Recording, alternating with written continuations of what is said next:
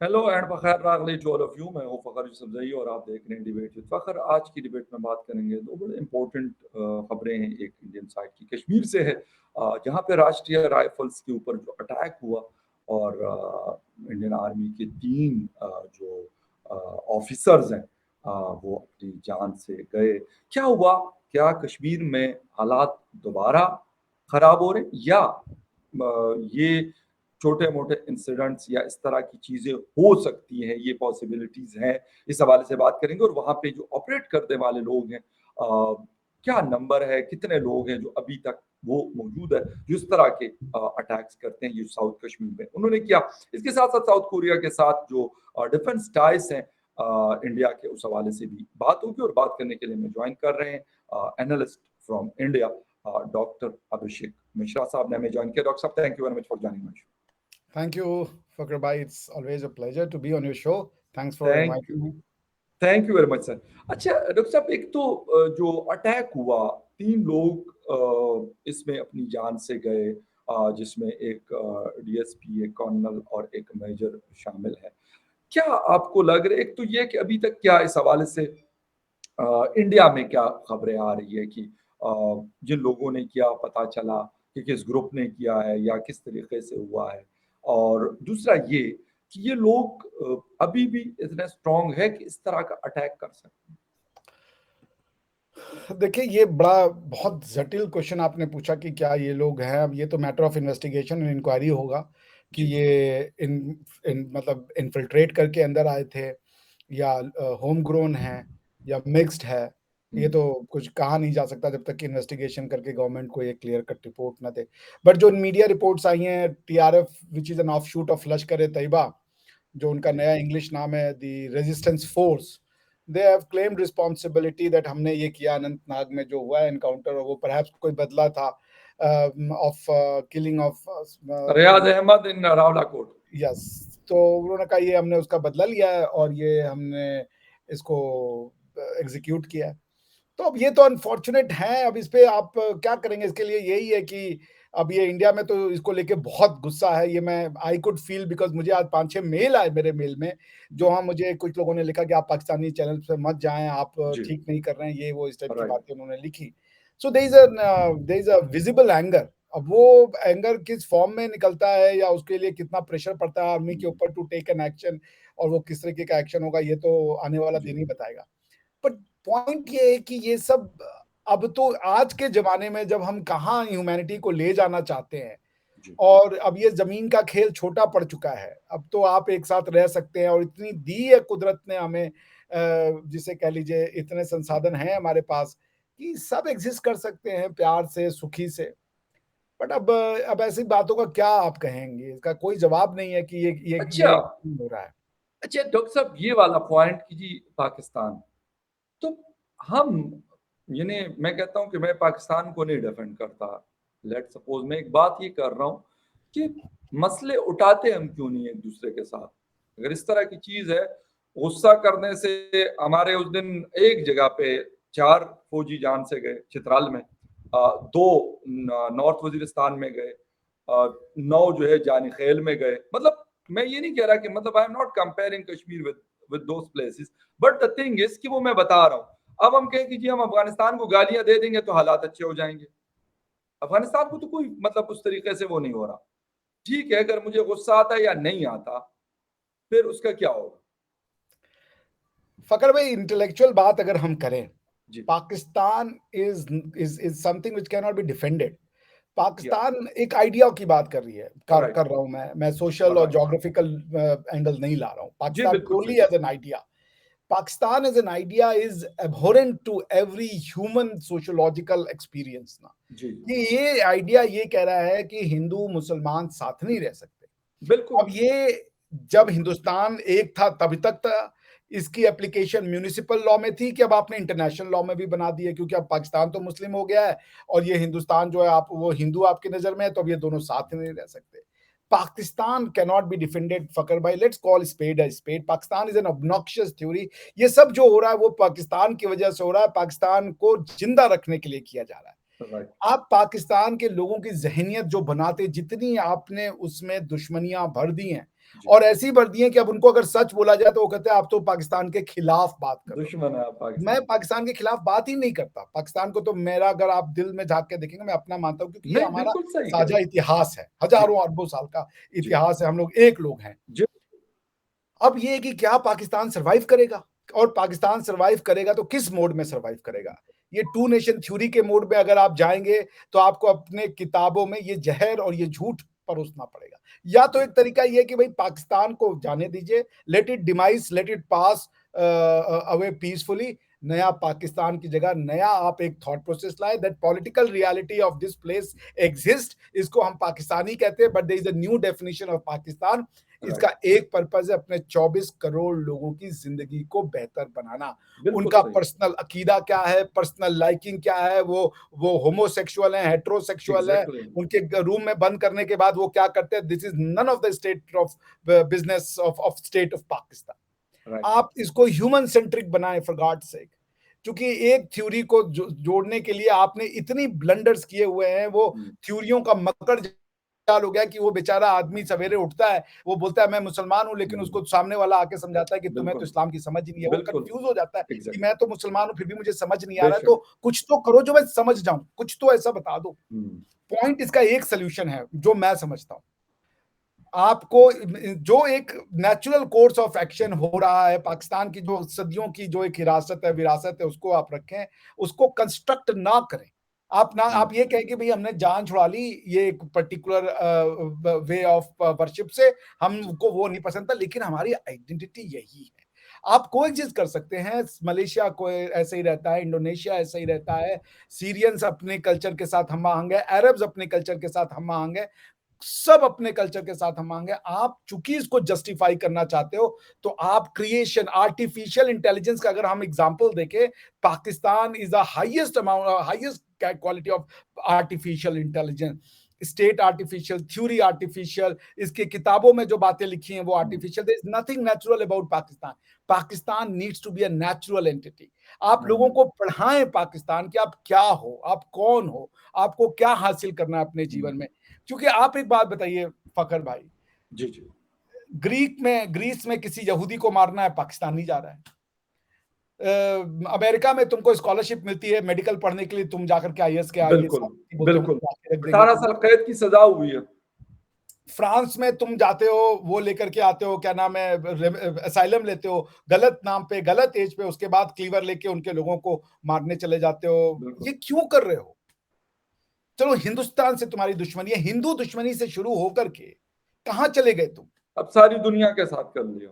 हिंदू दुश्मनी से शुरू हुई टू नेशन जी, थ्योरी ना, अब जी, सब जी, दुश्मन, यहूदी दुश्मन, हिंदू दुश्मन, क्रिश्चियन। यूरोप दुश्मन, वेस्ट दुश्मन, मगरिब दुश्मन, कितने दुश्मन, ये दायरा बढ़ता जा रहा है। हुँ, इस दायरे को कम करने की जरूरत है, क्योंकि आपने राइट। यदि नफरत को थीसिस करवाएंगे, तो थीसिस लिखने वाला एक हुँ, चीज, एक पेज और जोड़ेगा उसमें। हर आदमी राइट, जो इस थ्योरी पे काम करता है, जो विश्वास करता है, वो एक नया पेज जोड़ देता है। तो वही हो रहा है। पाकिस्तान को जो अगर एग्जिस्ट करना है एज अ वाइबल एंटिटी, तो 1947 का जो पाकिस्तान है, वो जो टू नेशन थ्योरी है कि पाकिस्तान का मतलब क्या, एक्स वाई जी, वो आपको चेंज करना पड़ेगा फकर भाई। हुँ, पाकिस्तान का राइट। मतलब क्या, the land of Punjab Sindh and the people of Punjab Sindh and Pakhtunkhwa, और जो भी है, जी, यही है जी। Pakistan, that's it. ये जिसको हुँ, माने, इनके घरों में मत झांको, इनके पर्सनल मैटर में मत झांको। किसी भी आइडियोलॉजी का दिफा करने का काम आपका नहीं है, स्टेट का हुँ, नहीं है। लोग नेचुरली अपनी आइडियोलॉजी जानते हैं। हुँ, फकर भाई को ये जी, बताने की जरूरत नहीं कि तुम पख्तून हो तो किस तरीके के पख्तून हो, उनको पता एग्ज़ैक्टली, है अपना कल्चर कैसे एब्सोल्यूटली राइट। प्रिजर्व करना है, प्रमोट करना बेशक, है। बेशक। स्टेट की उनको जरूरत नहीं है एक्स्ट्रा बताने की। स्टेट का काम है कि उनके प्रिजर्वेशन में उनकी हेल्प करे। पख्तून ओके, लैंग्वेज को आप प्रमोट करें, पख्तून में स्टडी को प्रमोट करें, उनकी बिल्कुल, लैंग्वेजेस में बच्चों को एग्ज़ैक्टली, पढ़ाएं, उनको उनकी हिस्ट्री से सही से अवगत कराएं। वो बच्चे आपको वंडर करके दिखा देंगे। अभी आप बता रहे थे ऑफ द कैमरा कि आपका एक कोई रिलेटिव है जो पीएचडी इन मैथमेटिक्स इन बिल्कुल, लंदन कर रहे बिल्कुल, बिल्कुल, हैं, and that's not a joke, because की पीएचडी एग्ज़ैक्टली, मैंने की है, और यूके बिल्कुल, में जल्दी आपको इन सब चीजों के लिए, पीएचडी के लिए एडमिशन नहीं मिलती। बिल्कुल सही कहा, सोचिए द बिल्कुल सही। Brain that boy will have. No doubt about that बिल्कुल सही है और डॉक्टर साहब मैं यकीन करें एक बात पे हैरान हूँ कश्मीर के हवाले से जब हम छोटे थे तो कहते जी कश्मीर में एक जिहाद हो रहा है, मैं नहीं समझ आती थी सच्ची बात है कि मतलब प्राइमरी स्कूल के हम बच्चे थे, गाँव में रहते थे, अब सुना करते थे और तो पता होता नहीं था कि क्या हुआ क्या नहीं हुआ। लेकिन अभी के इस मॉडर्न एरा में 2023 में डू यू थिंक कि पाकिस्तान इस तरह की चीजों से, अगर मतलब मैं आपको सच्ची बात बता दूं, मैंने इसको डिनाई कर रहा हूँ, इसको एक्सेप्ट कर रहा हूँ, दोनों इसकी वजह ये है कि एक ऐसी दुनिया में हम इस वक्त रह रहे हैं कि कुछ अजीब सी, मतलब जिसे कहते हैं ना कि वो चल रहा है, सिस्टम चल रहा है।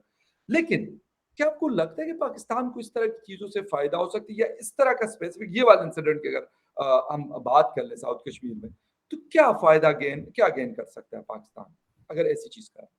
देखिए, इसकी एनालिसिस इतनी आसानी होगी नहीं, क्योंकि राइट। कोई एक कॉन्ग्रुएंट या मोनोलिथिक स्ट्रक्चर नहीं है जो ऐसा सोच रहा है। इसमें लोग क्या है ना, सेल्फ कंटेन्ड ग्रुप बन गए हैं। कोई भी एक इंस्टीट्यूशन अब आपका होलसम इंस्टीट्यूशन नहीं रहा। फॉर एग्जांपल, मैं क्षमा चाहूंगा, अगर आप होगा तो आप इसको कर दीजिएगा। जरूर। आईएसआई और आर्मी अब एक पेज पे, क्योंकि अब मुनीर साहब को अपना फेवर का आईएसआई का बंदा रखने लगा। जहां तक मुझे पता है भाई, आईएसआई तो आर्मी का ही एक ऑफशूट है ना। तो फिर आप आर्मी जनरल से ऊपर कैसे हो सकते हो? आईएसआई वाला बंदा, वो तो हमेशा उनके सबॉर्डिनेशन में रहेगा। एग्जैक्टली। तो पॉइंट ये है कि इतने सेल्फ कंटेन्ड ग्रुप बन गए हैं और इतनी ये कंफ्यूजिंग थ्योरी हो रखी है, लोगों ने क्या पढ़ा दिया है लोगों को, कुछ समझ नहीं आता। इसका सबसे अच्छा एग्जांपल आपका कॉन्स्टिट्यूशन है फखर भाई। मैं जब आपका कॉन्स्टिट्यूशन पढ़ता हूं ना, तो मैं हैरान हो जाता हूं, आप विश्वास नहीं कीजिएगा। मैं सोचता हूं कि कौन लोग हैं ये, जो कि ये इस तरीके का कॉन्स्टिट्यूशन लिखने के लिए मजबूर है, या ये लिखना चाहते हैं। मैं आपके लोगों को कहता हूं कि आपके लोग अपने आप को जोड़ते हैं उज्बेकिस्तान यानी मुगलों से। ठीक है ना, मुगल से आप अपनी आइडेंटिटी को जोड़ते हो। जरा मुगलों को देखो, उनके उनके घर में क्या हो रहा है, जहां से बाबर आया, जहां से समरकंद है, जहां पे वो किस तरीके से अपने आप को चलाते हैं। आपका कॉन्स्टिट्यूशन कहता है, और आपकी जड़ किताब में है, क्योंकि यही बुद्धि बना रही है, यही जहनियत बना रहा है। इसी किताब को प्रिजर्व करने के लिए, मैं कॉन्स्टिट्यूशन ऑफ पाकिस्तान की बात कर रहा हूं, इसी किताब को प्रिजर्व करने के लिए आपने सारे इंस्टीट्यूशन बनाए हैं। आपकी, जैसे हमारा जिसको कहते हैं कॉन्स्टिट्यूशनल मोरालिटी जो है, वो कॉन्स्टिट्यूशन ऑफ पाकिस्तान से आती है। And this book is nothing but जिसे कह लीजिए, it's a can of worm. कॉन्स्टिट्यूशन किसको कहते हैं फकर भाई, ये जरूरी है आपके लोगों को सुन लेने दीजिए। कॉन्स्टिट्यूशन का पहला कंडीशन है कि अगर आपके देश में कॉन्स्टिट्यूशन है, तो उसका मतलब है supreme law of the land, जिसको कहते हैं कॉन्स्टिट्यूशनल सुप्रीमेसी। उससे बड़ी किताब नहीं हो सकती आपके देश में, चाहे जो भी किताब हो, दैवीय किताब हो, डिवाइन बुक हो या नॉन डिवाइन बुक हो, कॉन्स्टिट्यूशन इज सुप्रीम। यानी कि कल को कोई एक लॉ हो, कॉन्स्टिट्यूशन से कॉन्फ्लिक्ट हो जाए, कॉन्स्टिट्यूशन प्रिवेल करेगा, वो नहीं होगा। आपकी किताब में, कॉन्स्टिट्यूशन ऑफ पाकिस्तान में, ये लिखा हुआ है कि हमारी सुप्रीम जो बुक है, वो ये किताब कॉन्स्टिट्यूशन ऑफ पाकिस्तान ना होकर के होली कुरान एंड सुन्ना है। ठीक है, मान लेते हैं, हम इसको भी एक्सेप्ट करते हैं। यही चीज आपका सऊदी अरेबिया में भी लिखा है, लेकिन सऊदी अरेबिया इलेक्शन नहीं कराता। यही चीज यूएई में लिखा है, वो इलेक्शन नहीं कराता, वो रूल ऑफ लॉ की बात नहीं करता। वो कहता है कि हमारा शरिया इज हमारा रूल ऑफ लॉ है। ये समझना पड़ेगा, जब तक आप ये डुअल स्टैंडर्ड करोगे, rule of law can not be शरिया, शरिया can not be rule of law. शरई लॉ जो है, वो रूल ऑफ लॉ, जिसकी शुरुआत यूके में हुई थी, वो कॉन्सेप्ट ही दूसरा है। वहां पे वो कहते हैं रूल ऑफ लॉ का फर्स्ट कंडीशन है that everyone is equal, be it king or be it the pawn. मतलब राजा से रंग एक समान है। ये नहीं हो सकता आपके यहाँ पे, ये आपको पता है, अगर आप शरिया से चल रहे हो, क्योंकि बिलीवर नॉन बिलीवर सेम नहीं हो सकते, औरत मर्द सेम नहीं हो सकते। फिर आप ये बात रूल ऑफ लॉ क्यों उठाते हो, अगर आपको थ्योरेटिकल अंडरस्टैंडिंग नहीं है तो? आप अगर ये लिखते हो कि हमारा कॉन्स्टिट्यूशन ये है, तो फिर इलेक्शन का फार्स बंद करो, क्योंकि आपके यहाँ पे जो भी आदमी आएगा, वो पावर अपने आप डिवाइड हो जाएगा। क्योंकि कुछ लोग कह रहे हैं भाई, हम तो कुरान के वो मुहाफिज है, तो हमारे पास ज्यादा पावर है, क्योंकि कुरान तो कॉन्स्टिट्यूशन से बड़ी किताब है। तो उसको ये कहने में एक सेकंड नहीं लगेगा कि ऐसे कॉन्स्टिट्यूशन को हम अपने पैरों की जूती पे रखते हैं। क्यों? क्योंकि वो जानता है कि मेरा कॉन्स्टिट्यूशन कुछ और है। ये तो फिर और फिर वो नेताओं को गाली देगा, पॉलिटिशियंस को गाली देगा। आपके यहाँ पे अक्सर लोग कहते हैं कि ये नेता जो है ये चोर है, लेकिन मैं कहता हूँ फखर भाई, ये आपके नेताओं को मैं हैट्स ऑफ करता हूँ कि जो भी इन्होंने थोड़ी बहुत डेमोक्रेसी की लौ जला के रखी है, जैसे भी हों, जी बिल्कुल। इन्हीं बेचारों को जाता है। ये गालियां भी सुनते हैं और ये जिंदा भी रखते हैं। इनके पास हाँ। ताकत भी नहीं होती, ना तो ताकत इनको आर्मी ने दी, ना तो ताकत इनको आपके जो उलेमा हजरात है उनको देते हैं। तो पॉइंट ये है कि आप कब तक ये एक कॉन्फ्लिक्टेड, आपकी कॉन्स्टिट्यूशन कॉन्फ्लिक्टेड है, आपका उसी चक्कर में सोसाइटी कॉन्फ्लिक्टेड है। वो अपने पार्लियामेंट का बात सुने, या वो अपने कारी साहब का बात सुने, काजी साहब का बात सुने, मुफ्ती साहब का बात सुने, किसकी बात सुने, वो किसको सच माने, उसको कुछ पता नहीं है। अब मैं खत्म करता हूं आपको उज्बेकिस्तान का कॉन्स्टिट्यूशन पढ़ के। आप सुन लीजिए इसका जी, जी। आर्टिकल 1 क्या कहता है, ये कॉन्स्टिट्यूशन ऑफ इसका उज्बेकिस्तान का। Uzbekistan is a sovereign, democratic, legal, social, and secular hmm, state with a republican form of government. ठीक है ना? विद वो अपने आप को साफ साफ कह रहे हैं कि we are socialist and secular state. आप उनको कहते रहो, गिनते रहो कि हमारे 57 इस्लामिक मुल्क उज्बेकिस्तान इस्लामिक मुल्क नहीं है bye it's constitution. Kazakhstan Islamic मुल्क नहीं है बाय इस कॉन्स्टिट्यूशन। टर्की इस्लामिक मुल्क नहीं है बाय इस कॉन्स्टिट्यूशन। आप गिन भले लो क्योंकि इनके पॉपुलेशन ज्यादा हो सकती है मुसलमानों की, मगर ये मुल्क इस्लामिक नहीं है। There is a difference between population being Muslim and the मुल्क बीइंग, जैसे सऊदी अरबिया और पूरा अरब लैंड एक इस्लामिक राष्ट्र है, लेकिन तुर्की इस्लामी राष्ट्र नहीं है। अब मैं आपको ना सऊदी अरबिया का कॉन्स्टिट्यूशन पढ़ देता हूँ, सुन लीजिए आप। सऊदी अरेबिया का कॉन्स्टिट्यूशन का article number 1, the kingdom of Saudi Arabia is a sovereign Arab Islamic state with hmm, Islam as its religion, God's book and its sunnah of his prophet, God's prayers and peace be upon him are its constitution। यही आपका भी constitution है, हुँ, यही आपका article 1 भी कहता है। आप बताइए, जब आप ये लिख रहे हो, उसके बाद आप इलेक्शन करा रहे हो, उसके बाद आप पार्लियामेंट्री लॉ बना रहे हो, आप कॉन्फ्लिक्ट क्रिएट कर रहे हो अपनी सोसाइटी में, क्योंकि हुँ, भाई जब आपका लॉ कंप्लीट हो चुका है, गॉड ने कह दिया, फिर आप कहां से पार्लियामेंट लेकर के चले आए? हुँ, ये पावर नहीं है अब आपको। आपके पास अगर कुछ पावर आएगी तो वो पावर फतवे की होगी कि एग्जिस्टिंग लॉ के दायरे में बताओ ये एक्ट जो है हलाल है या हराम है, या ये जी, इस्लामिक एक्ट है कि नहीं है। नया लॉ लिखने की ताकत नहीं है आपके पास। राइट। क्यों पार्लियामेंट बना रहे हो फिर? किसको हुँ, मूर्ख बना रहे हो कि ये डेमोक्रेसी, और फिर लोगों इन बेचारे पॉलिटिशियंस को गाली भी दिलवाते हो। कॉन्स्टिट्यूशन में एक ये बात समझ लीजिए, सेक्युलरिज्म आपके यहाँ पे लोग अक्सर आके कहते हैं सेक्युलरिज्म सेक्युलरिज्म, इंडिया ने 1947 19 पहला कॉन्स्टिट्यूशन में सेक्युलर ला दिया। गलत है ये फैक्ट। हमारे यहाँ सेक्युलर वर्ड 44वें अमेंडमेंट के बाद 1976 में जोड़ा गया। उसके पहले जब जब जवाहरलाल नेहरू जी जब प्राइम मिनिस्टर थे, हमारा कॉन्स्टिट्यूशन सेक्युलर नहीं था। आप जाके उसको ऑन रिकॉर्ड चेक कर सकते हैं। सेक्युलरिज्म का मतलब होता है कि separation of political power from a divine book.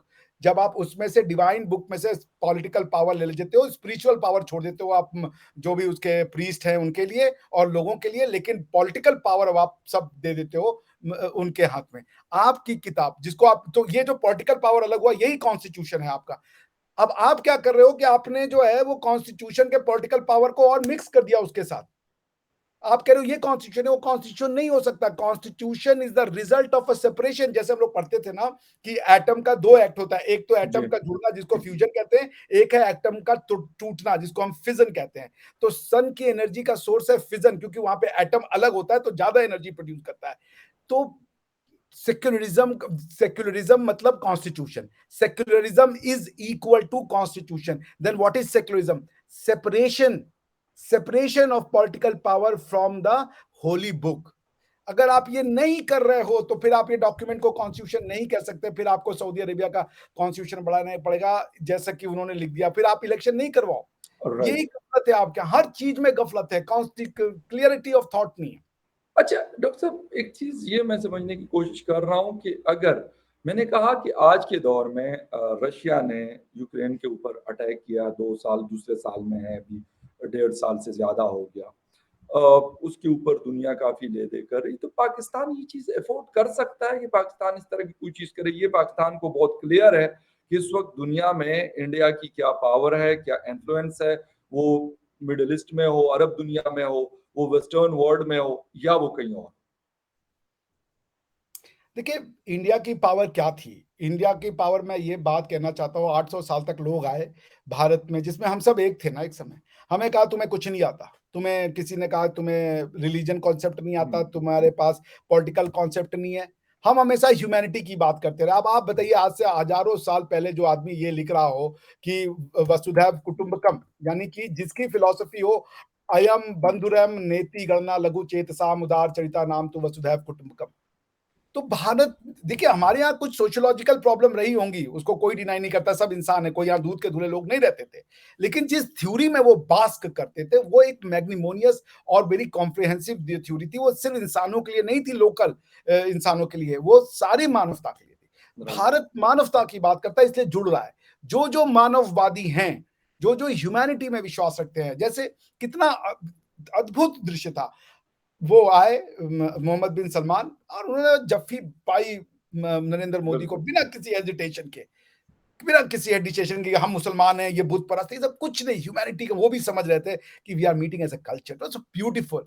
आपको नहीं पता होगा, राष्ट्रपति बाइडेन जो थे, उन्होंने डिक्लेरेशन साइन होने के 4-5 घंटे पहले फोन किया, जो लोकल दिल्ली के सबसे बड़े कैथोलिक चर्च के वो जो पादरी साहब थे, उनको जी। बुलवाया, प्राइवेट मास रखा। एक स्टॉन्च कैथोलिक हैं राष्ट्रपति बाइडेन, कैथोलिसिज्म में उनकी बड़ी वो मान्यता है, लेकिन वो भी मिले। देखिए, पर्सनल आप अलग कर देना जी। तो फिर कितना सुंदर दृश्य हो जाता है। एग्ज़ैक्टली। कैथोलिक, मुस्लिम, इंडियन, बिल्कुल। सब मिल करके जी। दुनिया का शेप डिसाइड कर रहे थे, बेशक, और बिल्कुल म्यूचुअली, सही। इसको ह्यूमैनिटी कहते हैं, राइट। इसी को डाइवर्सिटी, जी। ये इंडिया का लेकिन नेचुरल है।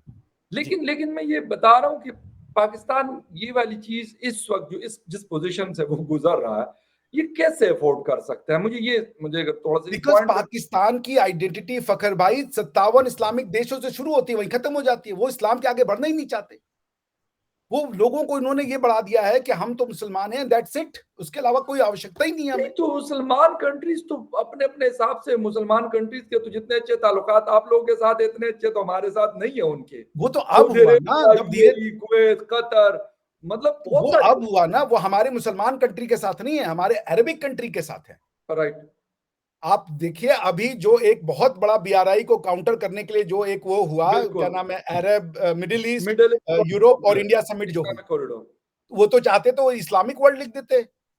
उन्होंने नहीं लिखा ना, उन्होंने मिडिल ईस्ट कहा अपने आप को, अरब्स के रूप में वो जो उसमें आया, उन्होंने उसमें अरब लिखा जी, अपने आप को। जी।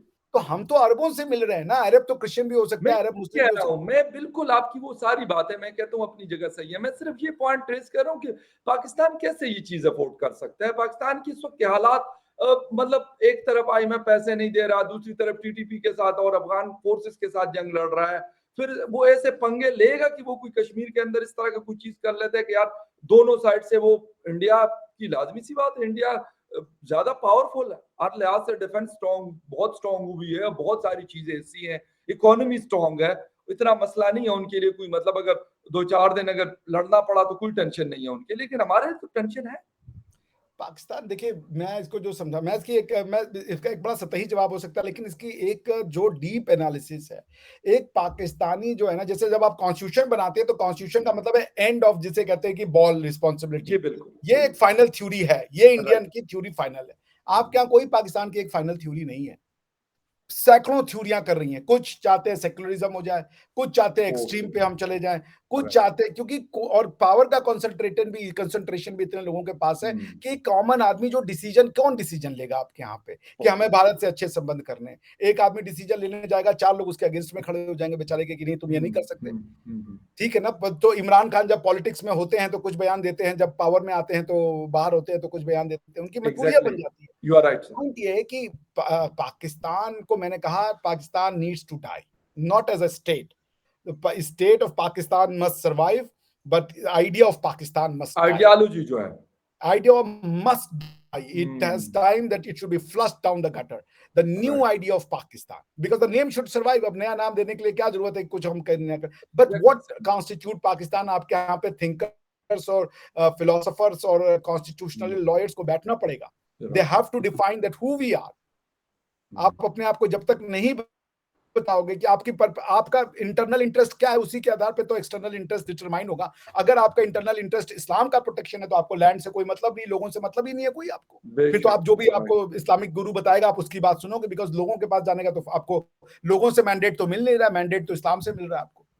पॉइंट ये है राइट। फखर भाई कि आपको स्टेट और रिलीजन को बहुत जबरदस्त रूप से अलग करना होगा। एक कंटिन्यूअस हिस्ट्री पढ़ानी होगी। आप लोगों को डिवाइड, लोगों को उनकी जो सब आइडेंटिटीज है जीने नहीं देते। मैं जब बात करता हूं तो पंजाबीज कहते हैं मैं पश्तूनों पे विश्वास नहीं करता, पठान ऐसे होते हैं, पठान वैसे होते हैं, पठान बोलेगा कि ये ऐसे होते हैं, वो होते हैं। तो पॉइंट है कि किसी को जीने दो ना यार। अगर कोई है हुँ, हजारों साल से आइडेंटिटी तो खत्म कर दे बेचारा वो।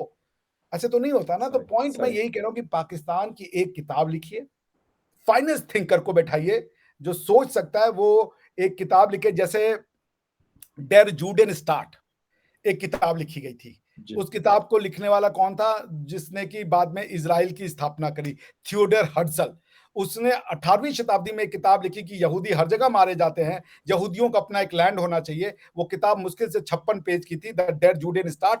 100 साल के अंदर इज़राइल बन गया, 100 साल के अंदर। उसी ओके, तरीके से आप देखें, जॉन लॉक ने एक किताब लिखी, उसका नाम था the two treatise of government. 100 साल के अंदर उस किताब के यूरोप ने रेनेसां को अपना लिया और parliamentary form of government right, यानी कॉन्स्टिट्यूशनल फॉर्म ऑफ सही, गवर्नमेंट की स्थापना कर दी। कॉन्स्टिट्यूशन का निर्माण तब होता है जैसे जब दूध में ही मक्खन होता है। मक्खन और एग्ज़ैक्टली, दूध को आप जब ये करते हैं, प्रोसेस से गुजारते हैं, तो उसका फैट जो अलग होता है बेशक, वही मक्खन बेशक, होता है, वही आपको बेशक, करना होगा। बिल्कुल सही, रिलीजन को यूँ करेंगे तो ही पॉलिटिकल पावर निकलेगा और वो राइट, पॉलिटिकल पावर ही आपका कॉन्स्टिट्यूशन होगा। कॉन्स्टिट्यूशन रैंडम सी गवर्नमेंटल स्ट्रक्चर की ओके, डिफिनिशन को नहीं कहते। उसके लिए आपको कोई कॉन्स्टिट्यूशन की जरूरत नहीं, आप बेयर एक्ट से बना दो कि भाई सही, there shall be a parliament, बात खत्म हो जाएगी। लेकिन अगर पॉलिटिकल पावर आप लोगों में डालें, लिखे अपनी किताब में, the political power of the Pakistan comes from its people, जैसे कि अ, कजाकिस्तान, उज़्बेकिस्तान की गवर्नमेंट में लिखा है। जी, बताइए। Okay, okay. अच्छा डॉक्टर साहब आते हैं लास्ट हमारा टॉपिक भी है, लास्ट क्वेश्चन भी कि South Korea committed to boosting defence ties with India. उनके जो एनवॉय है, उनका स्टेटमेंट है। तो किस चीज़ में इंडिया और साउथ कोरिया आपस में इंडिया भी उनको कुछ बेच रहा है या वहाँ से सिर्फ खरीद रहा है? देखिए, गवर्नमेंट ऑफ इंडिया का एक चीज, जो ये प्रेजेंट गवर्नमेंट है, इसने ये जो गवर्नमेंटल मोनोपोली है उसको तोड़ा है और ये एक अच्छी चीज है। इवन एस सोमनाथ साहब जो कि इसरो के चेयरपर्सन थे, बिल्कुल, उन्होंने भी कहा कि भाई गवर्नमेंट के पास इतना पैसा नहीं है कि वो इसरो के सारी आइडियाज को पूरा कर सके, क्योंकि टैक्स जो आप अमाउंट होता है वो एक पर्टिकुलर अमाउंट के आप अलोकेट कर सकते हैं, लिमिटेड आपको अमाउंट और है, भी बिल्कुल। ड्यूटी है। तो उन्होंने कहा प्राइवेट प्लेयर्स को क्यों नहीं आने देते हो? प्राइवेट प्लेयर्स तो है वो मार्केट से पैसा उठा सकते हैं, आईपीओ से उठा सकते हैं। आप सोचिए कि हिंदुस्तान में कम से कम 50 करोड़ लोग हैं जो कि मिडिल क्लास है। वो मिडिल क्लास बिल्कुल, के पास हर साल जो है 1.5 लाख रुपए उसको खाली इन्वेस्टमेंट दिखाने पे वो मिलता है टैक्स रिबेट। तो अगर आप 50 लाख करोड़ अवेलेबल है मार्केट से उठाने के लिए, उठा लीजिए, आप लोगों के हुँ, पास पैसा देने का है, उनको टैक्स रिबेट भी मिलेगा उसके ऊपर।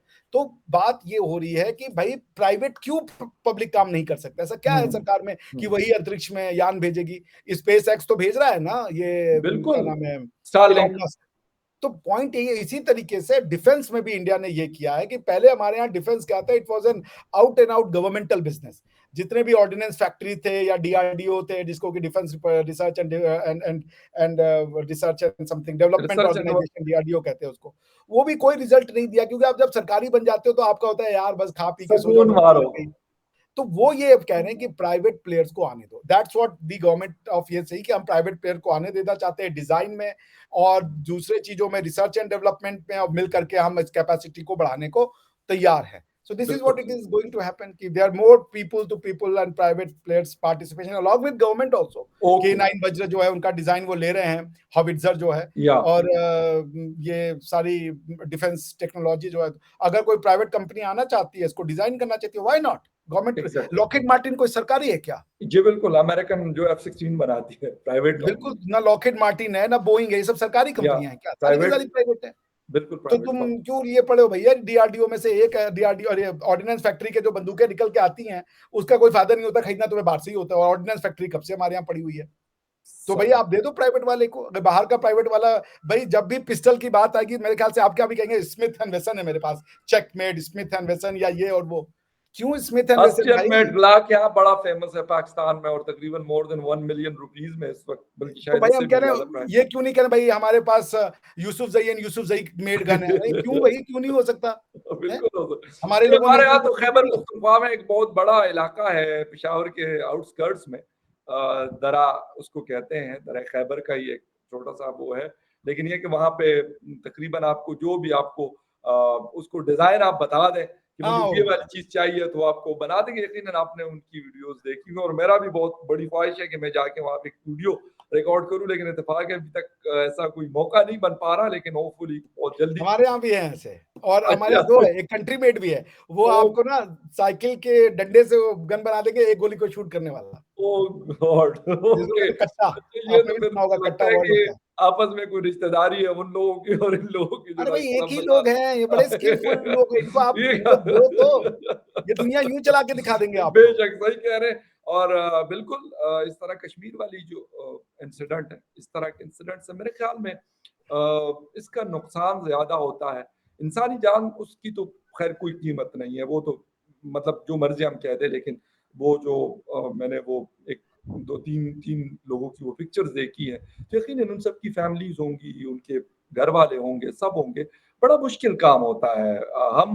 मैं अक्सर अपने फौज के हवाले से भी कहता हूँ, ठीक है, उनकी पॉलिसीज को मैं बिल्कुल क्रिटिसाइज करता हूँ, but what the thing is, जो वहां पे सिपाही लड़ रहा है बेचारा, वो एक आम लड़का होगा, फिर कैप्टन है या मेजर है, वो बेचारे गोलियों के सामने खड़े होते हैं। तो ये बड़ा एक मुश्किल काम होता है। मेरे ख्याल उनकी सेक्रीफाइसेस की रिस्पेक्ट। और दूसरा, हमें इस तरह की, मैं कहता हूं कि हमें इन गन से निकलना पड़ेगा, जैसे भी निकले, अपनी पॉलिसी चेंज करके निकले या कुछ और करके निकले, लेकिन हमें इसको एंड ऑफ करना पड़ेगा, क्योंकि इसके बाद मेरे ख्याल हालात मजीद खराब हो सकते हैं। डॉक्टर साहब, आपके टाइम का बहुत शुक्रिया, आपने शो ज्वाइन किया। Thank you very much for watching debate with Fakhar Yusuf. किसी और डिबेट में फिर मिलेंगे, तब तक के लिए टेक केयर। Thank you.